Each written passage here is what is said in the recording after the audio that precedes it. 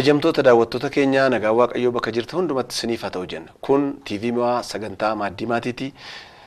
TV sagantaa Maadii Maatii yeroo hundumaa sagantaa kana yeroo akkasitti qabatee isiniif dhiyaataa tureera. Har'a sagantaa dhuma isiniif qabanneef dhiyaanneera. Sagantaa kana qopheessee kan isiniif dhiyeessu ani Ingidaa Firrisaaf qabbanee hundeessaa akkasuma ogeessi kaameraaf sagalee nu wajjin jiran immoo Naatnaayil Bonjaaf Dassaaleen Hirphoo waliin ta'uudhaan nu wajjin turaa isiniin jenna. Tole gaan daawwattoota keenya nagaan waaqayyoo bakka jirtanitti isiniif haa ta'u jechaa sagantaa keenya itti fufnaa sagantaa keenya nu waliin turaa isiniin jenna. Sagantaa keenya gaan torbee darbee gaa'ila dhaabuuf sababii sirrii ta'an isa jedhu walii wajjin ilaalaa turre. Sababa sirrii ta'an maal faadha inni jedhu qabxii sadii walii wajjin ilaallee turre. Inni jalqabaa fedha waaqayyoo waan ta'eef sababi sirriin waaqayyotu gaa'ila ilmaan namootaatiif gaariidha jedhee uume gatii ta'eefi fedha waaqayyoo waan ta'eef sababa sirriin isa kana jechuudha gaa'ilatti seenuuf. Gaani yaadachiifnes torban darbee yaadachiifnee wal qabsiisuun giddii ta'a maaliifi dirqii ta'a mata dureen keenya tokko gaa'ila dhaabuuf sababoota sirrii ta'an maayin tokkoffaa irratti gaa'illi waaqayyoo fedha waaqayyoo waan ta'eef lammaffaa irratti kan torbee darbee jenne maayinni michuu wal gargaaranii waliif jiraatan hamma dhumaatti jiraatan godhee waaqayyoo waan kaa'eef jenne sagalee waaqayyoo irraas keenyer namni qophaa jiraachuu waan hin dandeenyeef deebi'ee immoo namooti horanii kan isaan itti wal baay'isanis waaqayyoo gaa'ila hundeesse bakka ta'eefi sababoota sadan kana kan torban darbee ilaalle jechuudha. Kanaaf kallattiidhumaan isa har'aatti yenna darbinee yaadachiifne gaarii natti fakkaata.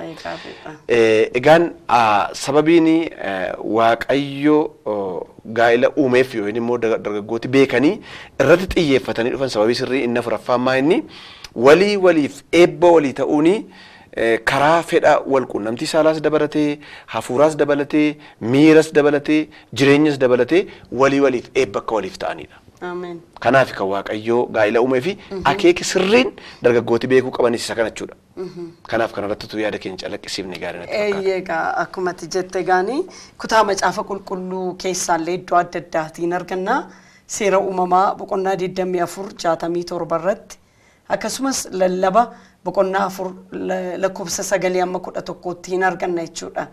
Waaqayyo kan isaaniin wal bira kaa'ee fi dhiiraaf dhalaa godhee kan inni wal bira kaa'ee fi yookiin karaa biraa immoo abbaa manaa fi haadha manaa godhee kan inni wal bira kaa'ee fi irra guddeessa ammas xiyyeeffannee kan nuyi dubbannu abbaa manaa fi haadha manaa isa jedhu duwwaayyuutu hin ta'in dhiiraaf dhalaa godhee kan inni wal bira kaa'ee eebba akka waliif ta'aniif abaarsa akka walitti ta'aniif miti. Sagalee waaqayyoo irraa dubbisu. Etu dubbistee baay'ee. Inni nama dubbisu kuni lallaba boqonnaa 4 lakkoofsa 9 kaaseen dubbisa. Wanti lama ta'anii itti dadhabanii hojjetanii gatii gaarii waan qabuuf lama ta'uun qophaa ta'uu irra in wayya. Inni tokko yoo kufee hidhanni isa laafaa isa hin kaasa. Namni yommuu kufu lafaa isa kaasuu in qabnee fi garuu wayya garraat sagalirra jira. Wanti lama ta'anii itti dadhabanii hojjetanii gatii gaarii waan qabuu fi lama ta'uun qophaa ta'uurra in caala jedha. Baay'ee namatti tola. Kun immoo sirriima godhee lafa kaa'e tokko ta'uurra lama ta'uun in caala. Namni tokko yoo kufe inni kufne immoo isa kufe sana kaasa jechuudha. Wal deeggaru jechuudha. Wal deeggaru jechuudha. Inni tokko kufee inni tokko immoo isa kufee kaasa jechuudha. Deebi'ees eebba walii ta'anii inni jedhu kun egaa seera uumamaa boqonnaa lama lakkoofsa 18 irraati jalqaba dubbifnee turre kanaan dura yeroo baay'ee dubbisna kutaa kana torban darbee dubbifneerra waaqayyo namni qophaa ta'uunsaa gaarii miti eega jedheeti kan akka isaatii kan isa taantu nan tolchaaf jedhe. Kanaaf iyyuu yeroo akka jedhu waaqayyo maal yaade waliif eebba akka ta'anidha. Yaada kanatti bittin ibsa. Eebba walii ta'uu jechuun maal jechuudha? An isatti toluudhaaf kan mijattu jedhamni ani seef mijachuu isheen immoo naamni jechuudha. Eebba waliif ta'u yeroo jennu eebba akkamisa jedhu laaluun baay'ee gaarii natti fakkaata. Maaliif torban sadan darbee yaada dogoggoroo yeroo kaafne ilaallee irra bakka ta'eef gartokkee duwwaa fudhatu namooti. Maa inni abbaan manaa fi haadha manaani tokko ta'uurra lama yenna ta'anii itti dadhaban tokko yenna kufee sana hin kaasachummaa jechuudha. Baay'ee foonittis hafuurattis yaadi isaanii walidhuu akka qabudha. Fakkeenyaaf maa inni bal'inaan kana asteenna kaasuu baafne illee eebba waliif ta'u yeroo jennu walquunnamtii saalaatiin eebba waliif ta'u. Waaqayyo fedha walquunnamtii saalaa dhiira keessa kaa'eera. Waaqayyo fedha walquunnamtii saalaa dubartii keessa kaa'eera. Fedha walquunnamtii isaanii kana kan isaan itti dheebuu ba'anii lafa barbaadanitti otoo hin ta'in gaa'ila keessatti. Gaa'ila keessatti. Innis immoo dhalaa tokkoof dhiira tokkodha. Dhanneenuma seera uumamaa boqonnaa 4 lakkoofsa tokkorra gaafa laallu Addaamii fi Hewaan wajjin yeroo jiraachuu keessatti eebba walii ta'aniiru. Maal jedha achirraa boqonnaa 4 lakkoofsa tokkorraa Addaam haadha manaasaa Hewaaniin bira ga'ee jedha. Bira ga'ee jechuun maal jechuudha? Walquunnamtii saalaa godhe. Isheenis in ulfooftee jedha. Kanaaf fedhuma walquunnamtii saalaarraallee kaanee dhiirri haadha manaaf eebba ta'u, haadhi manaa immoo abbaa manaaf eebba ta'udha. Karaa tokko jechuudha nurraallu. Deebinee hafuuraa yeroo jennus immoo lallabarraa amma laalleerra. Namni hin jabaatas hin laafas.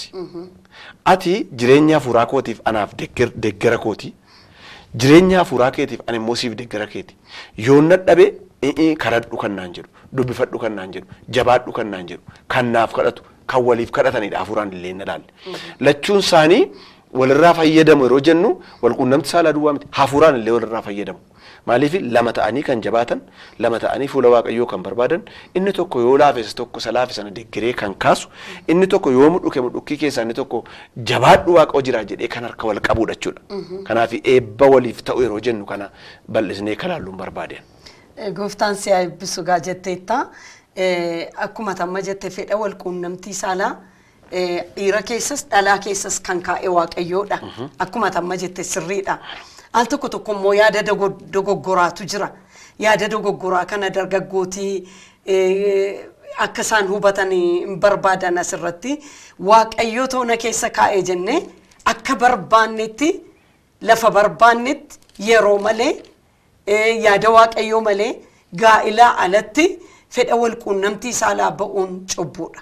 Akka Qorontos isa duraa boqonnaa 7 kaa'amee jirutti. Maaliifi inni kun cubbuu akka ta'e ejja akka ta'e dubbii Waaqayyoo Qorontos irratti dubbata jechuudha.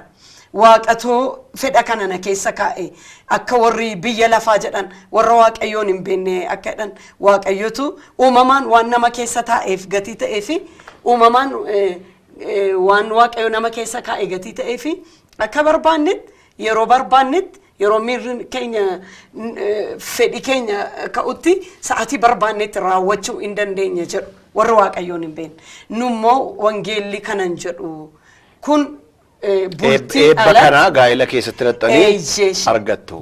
Eebbi kun kan inni eeyyamame gaa'ila keessatti duwwaa jenna. Kanaaf dargaggooti jaalala gooftaatiin nu hubadhaa. Isiniifis illee eebba ta'a. Eebbi keessan kan isin eebba minyaa argachuu dandeessan bultii keessatti duwwaadha jechuudha. Bultii alatti cubbuu ta'a jechuudha. Mootummaa Waaqayyoo nu dhabsiisa jechuudha. Jireenyuma keenyaaf illee gara badiisaatti nu geessa jechuudha.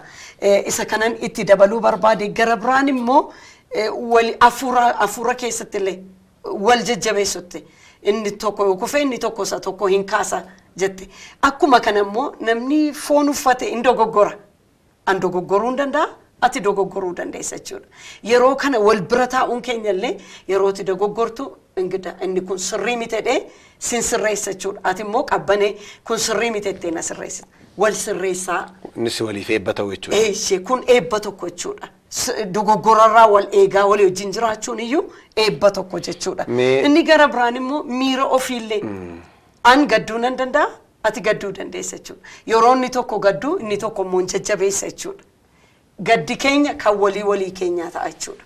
Wal jajjabeessuudhaan, gadda walii irraanfachiisuudhaan, walii hirmaachuudhaan, gammachuu walii keenyaallee gammachuu walii keenyaa ta'a jechuudha. Kanaaf Waaqayyoo lama isaan godhee wal bira isaan kaa'e. Yeroo gaddaa jettume seenaa tokko yaadadha seenaa Yisaaqii yaadadha. Kitaaba qulqulluurraa seera uumamaa boqonnaa 24 lakkoofsa 67 irra jira nan dubbisa. Akkana jedha 67 irraa. Yisaaqii gara dunkaana Saaraa haadha isaatti ishee hin galfate. Isheen jedhu haadha manaa isaa jechuudha. Inni Ribqaa fuudhee. Isheenis haadha manaa isaa taate. Ishee jaallate. Gadda haadha isaa irraas hin jajjabaate jedha. Ribqaan gatii dhufteef. Kanaafiyyuu akeek sirriin gaa'elatti ittiin galuu qabnu haadhi manaan koo seen fuudhu kun abbaan manaan koo itti heerumu kun karaa baay'eedhaan eebbanaa ta'a. Walquunnamti saalaa kootiif eebbanaa ta'a. Jireenya hafuuraa kootiif eebbanaa ta'a naataati. Miira kootiif illee eebbanaa ta'a. Akkuma amma jennu ragaa kitaaba qulqulluurra. In fuudhee gara dunkaana haadha isaatti ol galchee yeroo sana haadhi isaa duutee turte in jaallatee gadda haadha isaarraallee maal ta'edha? Hin jajjabaate. Hin jajjabaate yeroo jedhu hin irraanfate yoo inni immoo in dhiise maaliif ishee dhufe ishee jajjabina ta'ee fi jabaadhu kan ittiin jedhe ansii jira akka haadha asii ta'uu nan danda'a kan jedhe ishee bakka ta'eedhaa fi ittiin jabaate jedha. Kanaaf akeeka sirriin gaa'ela keessa dargaggooti ittiin seenuu qaban iji sirrii isaan itti ilaaluu qabanii gaa'ela keessatti dhaqeen haadha manaa koo wajjin eebbatti gala.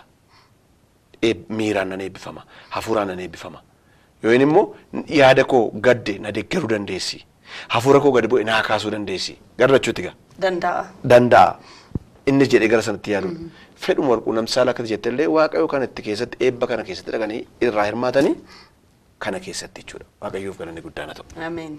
Karaa kee wanti itti dabaltu jira otee tarii. Maaliif deebi'ee immoo dhukkubuma keessatti illee akkuma fayyaan jiru dhukkubbiin jira jechuudha. Yeroo dhukkubaallee wal deeggaruu jira jechuudha.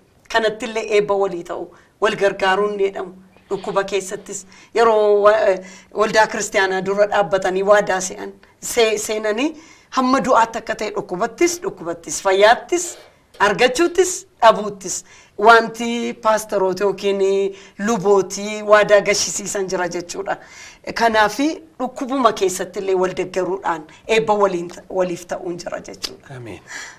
Daawwattoota keenya kan daawwachaa jirtan kun TV Maadii sagantaa Maaddii Maatiitii barumsi warra qabannee dhiyaannee gaa'elattotuun seeniin dura sababa sirrii ta'e dargaggooti qabataniitti seenuu qaban maal isa jedhu irratti barsiisaa jirra.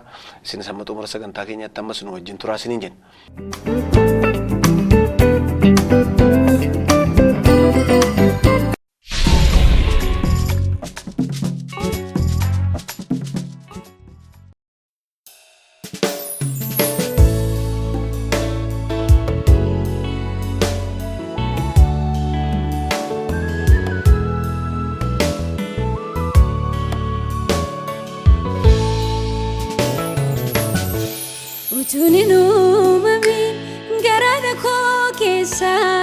Kabdeeti kunu sana fide nanu fide betu dadabde ya ko birmate gadda ko irmate si argadeni jaju keni resu garumati nafgote dagade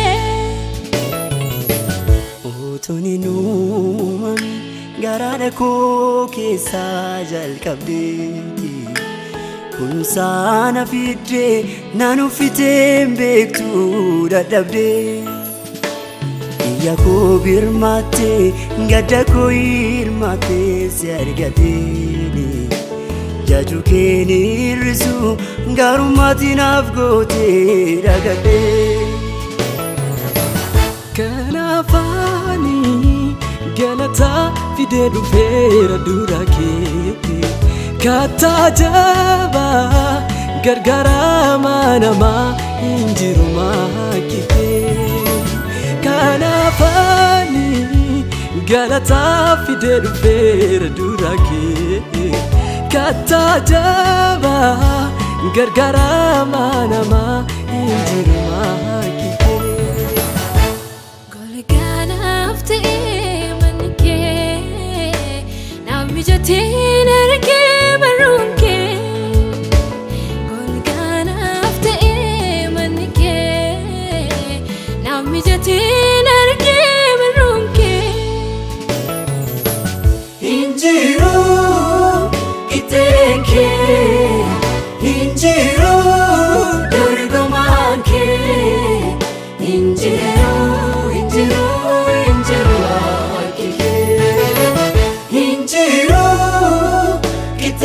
kee injiru dorgomaan kee injiru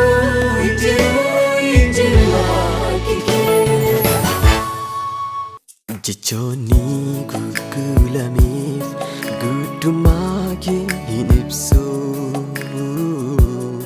faarfannaan koo gaarii gatii oolmaa kee hin deebisu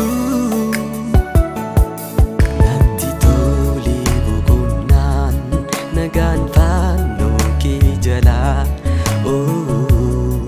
siif kennee eenyummaa koo hundumaa sinaaf jaalaa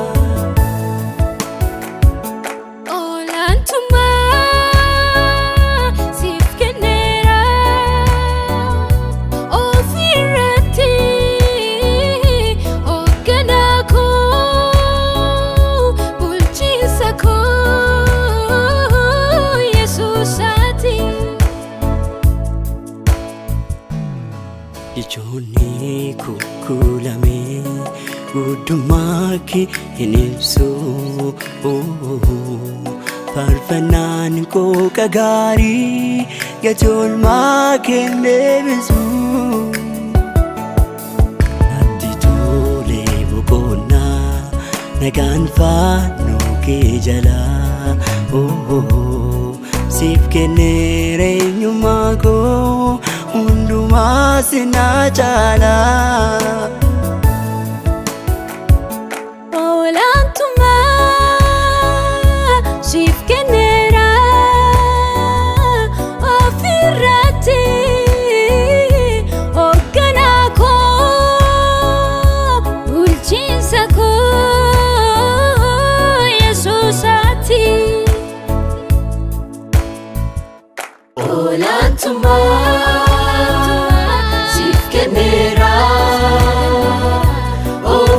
Rati, Okanako, Bulchinsako, Yesusati, Kabadeen yoo fakkaasuutti galata guuttadheeni isatti anaaf gootee danuu sana yaadadhee Kabadeen yoo fakkaasuutti galata guuttadheeni isatti anaaf gootee danuu sana yaadadhee Kabadeen yoo fakkaasuutti galata guuttadheeni isatti anaaf gootee danuu sana yaadadhee Kabadeen yoo fakkaasuutti galata guuttadheeni isatti anaaf gootee danuu sana yaadadhee Gargaarsa kee gaachana gootee anaaf taateeti toora warra si waammatanittis ija guuttee na dhaabdee Gargaarsa kee gaachana gootee anaaf taateeti toora warra si waammatanittis ija guuttee na dhaabdee Inni jajamu inni ol kaafamu inni jajamu Sini jajamu nol kafamu inni jajamu Sini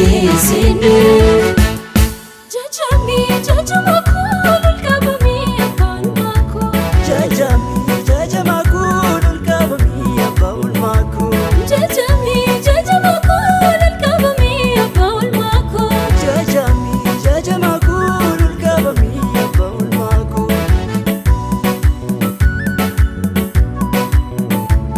Sini jajamu nol kafamu Sini jajamu Sini jajamu nol kafamu Sini jajamu Sini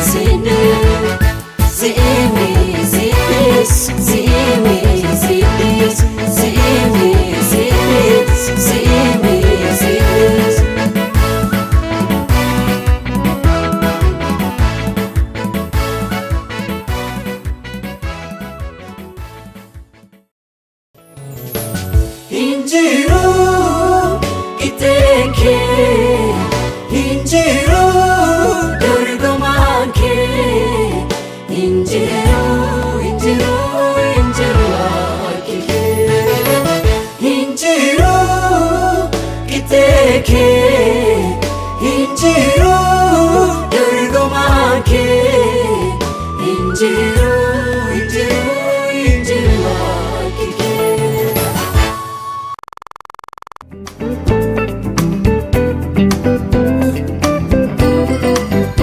Egaan Waaqayyoon guddaa galateeffannaa. Ameen. Yeroo amma dhukkuba jettu waa tokko yaadadhe.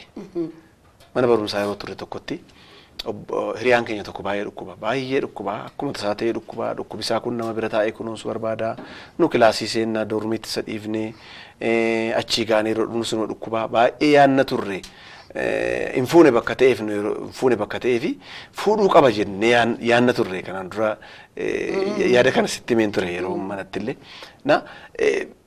Maanni iyyaannaaf amma nuti tajaajilaa jira. Waggoota muraasa booddee eebbifamna. Yeroo eebbifamnu hundi keenya bakka bakkatti deemna. Yeroo akka dhukkubi kun torban 2 3 sirra ture gidiraasii argisiisa.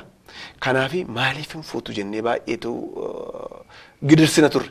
Kana na yaadachiise. Maaliif yeruma sanallee kanarratti illee barsiisin malee haadhi manaan nama biraa akka hin deemne. Haadhi manaan eebba akka namaa taatu. Yoo inni immoo haadhi manaan isheen kanarra ga'e abbaan manaas eewun garas haadha caalaa abbaa caalaa taanee kan gargaaruu danda'u ararra taa'ee yeroo yaadu sana yaadachiise jechuudha. Kanaafi akeeki sirriin waliif eebba ta'anii akka isaan jiraataniif jechuudha. Akeeka sirriin kana yaadanii gaa'elatti galuu qabu jechuudha. Kanumaan gara qabxii 5ffaatti yoo seenne gaarii natti fakkaata. Akeeki sirriin dargaggootitu gaa'elatti hin galin gaa'ela dhaabbachuuf ilaalanii akeeka kana jedhanii seenuu qaban keessaa tokko inni tokkummaa uumanii uumaa Waaqayyoo kenne bulchuuf yookiin immoo kanaafi kan Waaqayyoo gaa'elallee hundeesse yookiin lamaan godhee kan inni kaa'e jechuudha. Tokkummaa uumanii uumama Waaqayyoo uume akka bulchaniif jechuudha. Akka isaan bitaniif akka isaan bulchaniifidha akeeki gaa'elaa tokko jechuudha. Kuni gaatarii namni itti fayyadamaa jiraayi hojiirra oolchaa jiru inni jedhu akkuma ta'etti ta'ee akeeki gaa'elaa keessaa tokko inni akka isaan tokko ta'anii uumama Waaqayyoo bulchaniif bitaniifidha. Kana beekuu qabu jechuudha. Sirriidha akkuma tamma jette seera macaafaa uumama keessatti seera uumamaa keessatti boqonnaa tokko 28 irratti arganna. Ammas deebi'ee lallabaa 4:9 fi lakkoofsa 12 irratti illee in arganna. Jalqaba Waaqayyoo ajaja kan isaanitti kenne. Itoo nu dubbistee dubbisu seera uumamaa boqonnaa tokko lakkoofsa 28 irratti jiru nan dubbisa. Waaqayyo isaaniin oraa baay'adhaasi lafa guutaa isa harka jala galfadhaa. Qurxummii galaanarraatti simbirroota qilleensa keessaa balali'an irrattis uumama lafarra munyuuqan hundumaa irratti mootummaa qabaadhaa jedhee isaan eebbise. Amma jalqaba Addaamiin uume Addaam duwwaadhaanii of jala galchaa aangoo irratti qabaadhu hin jenneen bit hin jenneen lamaanuma isaaniitiin dhalaaf dhiira godhee erga isaan uume booddee uumama akka isaan bituu irra jiraatu. Uumama geggeessuun akka irra jiraatu. Uumama kunuunsuun akka irra jiraatu. Amma yeroo baay'ee biyya keenya keessatti yoo ilaalle yeroo baay'ee amma uumamallee kunuunsuun baay'ee hin danda'amu. Yeroo uumamni amma xuruu gaarii ta'aa jiralleeti yeroo baay'ee uumama Waaqayyo uume kunuunsamee sirriitti hin qabamu. Isa kana Waaqayyo garuu jalqaba nama kan inni uumee fi Waaqayyo bitaa namni hin bita. Bitaa. Isa bulcha. Enna kanaaf itti kenne jechuudha Waaqayyo. Kanaafin silaan isa amma namni hojiirra oolchaa jira moo hojiirra oolchaa hin jiru inni jedhu akka jedhutti ta'ee waan namni dagate keessaa ta'u kana. Waaqayyo kan inni nama uumee lama godhee gaa'ela keessa kaa'ee fi sagalee Waaqayyoo irraa akka sirriitti jira 28 irraati bakka nama dubbisirraa maal jedhaa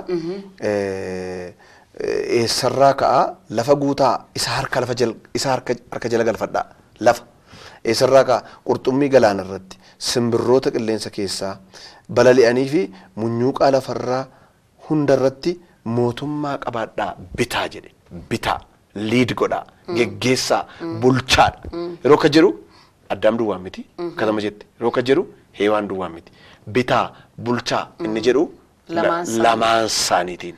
Kanaafi akeek sirriin tokko maa inni nuyi Waaqayyo lafarratti akka binnuu fi akka bulchinuu fi akka geggeessinuu fi Waaqayyo abbaa manaa fi haadha manaa godhee maal godheera nu kaa'eera. Addaam duwwaadhaan bulchi biti geggeessi liid godhin jenna. Gaa'ila keessatti kan inni kan dhufee kana godhachuudha. Kanaafiyyuu bulchuun geggeessuun bituun tokkummaadhaan lama ta'anii isaanitti abboommii kennameedha jechuudha. Kanaafiyyuu akeek sirriin irratti hundoofnee xiyyeeffannee ilaallee gaa'ila geggeessuu qabnu keessaa tokko anis haadha manaan koos taanaan Waaqayyo aboo bittaa naa kenneera, Waaqayyo aboo bulchuu naa kenneera, qobaa kutuun ta'e lama taanee dhufnee walitti dhufneetu isa Waaqayyo jedhe kana bakkaan geenya bulchina geggeessina binna isa jirudha. Waaqayyoof galanni guddaan ta'u. Waa tokko na yaadachiise garuu gaa intini keenya alallee na baasaa jedhee sodaachaa jira. Yeroo baay'ee garuu mana keessatti si fudhanne Waaqayyo lamaan isaaniitiif liidarshiippii kana kan inni itti kenne Waaqayyo lamaan isaaniitti mine bitaa jedheen. Garuu al tokko mana keessatti rakkinni kan inni uumamu abbaan manaa haadha manaatti dhimma qabu ofumaa geggeessaa, ofumaa buusaa, ofumaa baasaa, ofumaa bitaa, ofumaa gurguraa, ofumaa waan hundumaa godhaa in hirmaachisu jechuudha. Liidarshiippii keessatti illee haadha manaan hirmaachisu jechuudha. Walii wajjin mana geggeessuullee. Abbaan manaa mataadha waan jedhame duwwaadhaa fi akka seenii achi keessaa gahee hin qabne bituutti bulchuutti gahee hin qabnetti fudhataadha. Kun maatii keessatti. Maatii ala gaafa baanu immoo gara waldaa kiristaanaa yoo dhanne sanuma yeroo baay'ee liidarshiippii na duraa intini kun baay'ee sodaachaa jira. Inna Waaqayyo garuu beekaadha jechuu barbaadeenan. Lamaan isaanii dandeettii lamaan isaanii fayyadamanii akka bituu danda'an Waaqayyo kaa'eera. Kanaaf dandeettii ammallee Waaqayyoof galatu. Barri keessan. Biyya keenya keessatti Waaqayyo isaan eebbisu jechuun barbaada sumaanii maaliifi yeroo akkas ta'u dandeettiin dubartii keessa jirullee ba'aa deema jechuudha. Biyya fayyadaa, mana fayyadaa akkuma jirutti biyya fayyada jechuudha. Manaa jalqabaa, waldaa dhaqaa, biyya dhaqaa hunduma fayyada jechuudha. Kanaaf amma isa jalqabaatti uumamaatti deebi'aa jirra biyyi keenya illee jedhee yaadanii galanni Waaqayyoodhaaf haa ta'u. Egaan tokkummaan ta'uun tokkummaadhaan walitti dhufanii uumama isa Waaqayyo abboome kan akka bulchaniif yeroo jedhu manaa jalqaba. Sagalee Waaqayyoo fudhanne waa'ee bulchiinsa waa'ee liidarshiippii naasofnu. Nu amma sababoota sirrii ta'an gaa'ila dura ijoolleen otuu gaa'ilatti lixin tokko lama sadii jedhanii maal beekuun qaba. Nu gaafachaa turamni yeroo baay'ee nun barsiiftanii otuu gaa'ilatti lixin maal beekuu qabna. Maan keenya nun barsiiftan jedhanii yeroo baay'een bilbilu. Otuu gaa'ilatti lixin kan isaan beekuu qaban yaada sirrii hin taane beekuu qabu inni irratti himneerra yaada sirrii ta'e tarreessaa jirra. Isa keessaa tokko maa inni bor gaafa fuudhan bor gaafa heeruman tokkummaa uumanii Waaqayyo aboo bittaa isaaniif kenneera, bulchuu isaaniif kenneera, eessa jalqabuu qabu? Mana isaanii keessa naannoo isaaniirraa jalqabuu qabu. Isa booddeedha sagalee Waaqayyoo irraas taanaanii geggeessitoota waldaa kiristaanaa wayini immoo paastaroota yeroo filuuf jedhullee nama sirriitti mana isaa seerratu bulchatu jedha. Kanaaf yeroo akka jennuun seerrata yeroo jennu isa duwwaatu falaxee muree akka barbaade godhatu hin ta'ini mataan isaa adi manaa isaa wajjiniin jirti. Akkasittiin uumamallee bulchuu aboo Waaqayyo nuu kenneera silatti kaafteetta. Lafa kan kunuunsu nuyi ture. Waan illeef lafaaf kanoo, waan illeef kanoo, jireenya naannoof kanoo, kan addunyaa kanaaf qilleensi illee kan falan waan godhu kan Waaqayyo kaa'e nama kanaaf inni jalqaba irratti hojiirra oolchuu dhiisuu hin danda'u. Garuu tokkummaanii kan isaan ittiin bitaa of jala galfadhaas jedhe kan isaan raawwatanii dhiira duwwaa miti dubartii duwwaa miti lamaan isaaniiti jechuu kanan jedheef kanaaf jechuudha. Sirriidha waliin ta'uun isaanii murteessaadha jechuudha. Tokkummaa qabaachuun isaanii murteessaadha jechuudha. Bituudhaaf, bulchuudhaaf, geggeessuudhaaf tokkummaan murteessaadha jechuudha. Yaada tokko qabaachuun, garaa tokko qabaachuun, yaadaan walii galuun murteessaadha jechuudha. Kanan jechuu barbaade. Kanaaf egaa akka walii galaatti intini kana mata duree kana cuunfinee xumurreetu darbinee gaarii natti fakkaata. Qabxii gurguddaa 5 kan nu kaafne gaa'ila dhaabuu fi sababa sirrii ta'e dargaggooti beekuu qaban maal fa'i isa jedhu kaafneerra. Sababa sirrii hin taane sirrii akka hin taane wal dhaalanii yoo inni beekanii kan itti galaa jiran jiru sadhiifne torban sadiin barsiifne amma garuu torban lama walitti aansinee sababa sirrii ta'an gaa'ela hundeessuuf sababa sirrii ta'an maal fa'a isa jedhu wantoota 5 tarreessine yeroon keenya dhumaa deemasatu cuunfinee kanaan dhaamna ni jalqabaa gaa'illi fedha waaqayyooti fedha namaa miti fedha koo miti fedha kee miti ati barbaaddee an barbaadee miti abbayeen keenya abaabiliin keenya iyyatanis miti jalqaba namni ture addaamis iyyatee miti waaqayyumatu fedhee barbaadee ofiisaatii gaa'illi kun hin barbaachisa jedhee fide bakka ta'ee fi dargaggoota yeruma gaa'ila yaaddanii gaa'illi fagootti kan baqqatanii kan irraa dhiiftan miti waaqayyoon isin yaade nama bakka taatanii fi fedha waaqayyoo akka ta'u bartanii sababa kanaan gaa'ilatti akka seentan isin jechuu barbaanna. Lammaffaarratti dargaggoota ammas beekuu kan isaan qabanii fayyadamuu fi tajaajilamuu fi irraa nyaachuu fi irraa dhuguuf utuu hin ta'in durbis dhiirrisi lamman isaanii michuu wal gargaaran michuu wal deggiran michuu wal tajaajilan michuu wal irraa fayyadaman ta'anii gaa'ilatti akka isaan seenan sababii kun isa kana sagalee waaqayyoo irraas uumuu boqonnaa 2:18 dubbifachuu danda'u. Akka waa tokko na yaadachiistenna fayyadamuuf mana qabaa konkolaataa qabaa mana qabdii konkolaataa qabdii hojii qabdii hojii qabaa faayidaadhaaf irraa fayyadamuuf otoo hin ta'in lachuun isaanii wal gargaaranii wal fayyadanii walii wajjin jiraachuuf gaaffii dargaggootaa si'an akkas ta'eera jedhama konkolaataa qabdii konkolaataa qabaa mana qabdii hojii qabdii seenis hojii qabdii kana ta'uun qabachuudha. Sadaffaarratti akeekii sirrii ta'e maanni namooti karaa isaan ittiin waaqayyo wal baay'isesi karuma kana bakka ta'ee fi dhiirri tokko dubartii 5 6 7 wajjin ciisee miti dubartiin tokko immoo abbaa manaa 4 5 6 7 wajjin ciiftee miti lama ta'anii gaa'ila keessa dhufanii karaa ittiin waaqayyo isaan wal baay'isanidha. Kana keessatti garuu kan nu jenne tokko maanni ijoolleen eebba waaqayyooti waaqayyo kenna wal fuudhaniif dubartiin tokko dhiirri tokko walitti dhufan duwwaadhaaf hin argamu jenneeti. Afuraffaarratti waliif eebba walii ta'anii bara isaanii akka dabarsaniif. Eebbi kun eebba foonii, eebba hafuuraa, miiraan illee wal eebbisuuf jechuudha. Gadda fi gammachuu fi jireenya hafuuraa kadhachuu irratti, dubbifachuu irratti, tajaajiluu irratti wal deeggaruudhaaf, wal gorsuudhaaf deebinee immoo fooniin illee waliif ho'inee waliif jiraachuudhaaf maaliif abbaan manaa haadha manaa akka mataa isaa tajaajilatu waan jedhuuf jechuudha. Shanaffaaf hin dhumaati nu yaadachiisitii sagantaa keenya golobna. Waaqayyoo akka isaan bitaniif tokkummaadhaanii uumama waaqayyo uume kunuunsanii bituu geggeessuu akka danda'aniif jechuudha.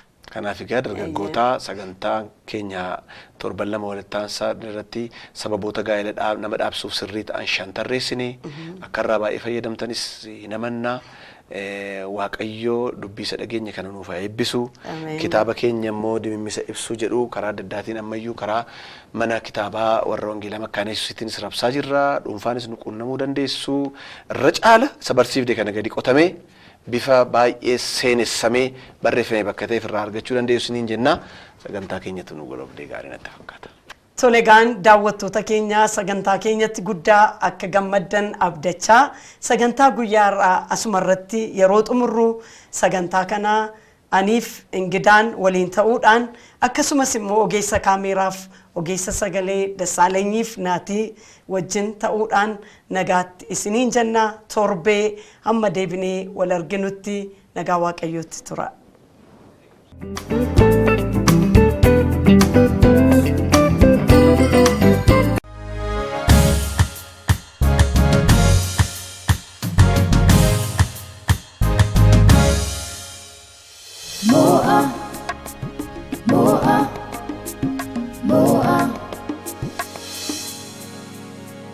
Moa